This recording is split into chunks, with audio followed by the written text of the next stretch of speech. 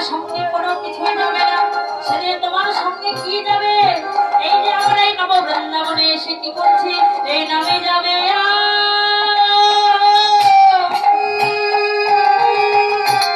সাদের প্রাণ যাবে। সেই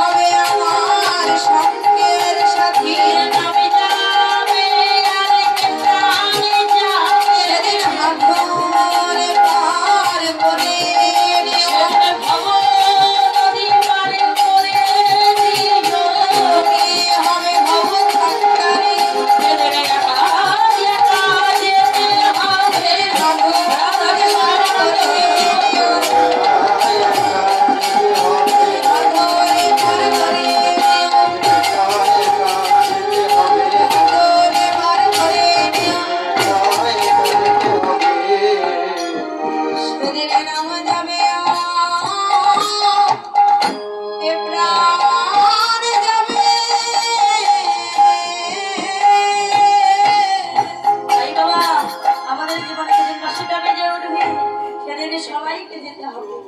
তাই বললেন তোমরা সময় থাকতে থাকতে একবার ভজন করে নাও, সাধনা করে নাও, কারণ যেই দিন চলে যায় সেই দিন আর কোনোদিন ফিরে আসবে না।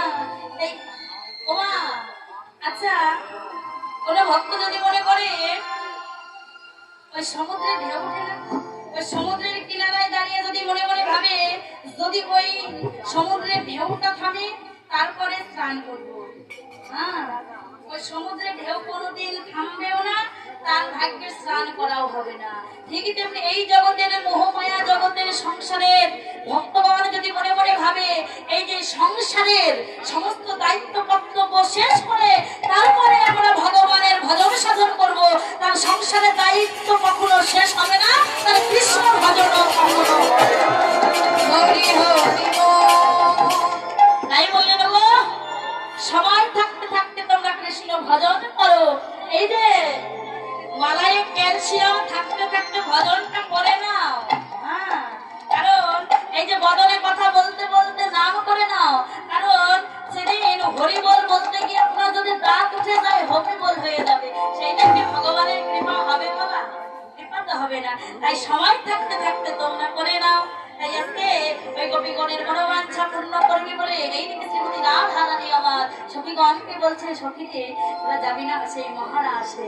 তাই আজকে ওই গোপীগণ যখন এসেছে এইদিকে প্রাণ গোবিন্দ আমার ওই গোপীদের মনোবাঞ্ছা পূর্ণ করবে বলে আজকে কি করলেন, এই যে গভীর রজনীতে যখন নিজ নিজ পতি ছেড়ে নিজ নিজ সন্তান ছেড়ে যখন গোপীগণে ছুটে আসলো, এবারে গোপীগণকে একটু পরীক্ষা করার জন্য আমার প্রাণ গোবিন্দ বলতে লাগলে, এই যে গোপীগণ শোনো শোনো, ওরে কহ গোপী, এই যে গোপী অনেক ঘুম পেরেছে গোপীগণ, এবার থেকে ওঠো।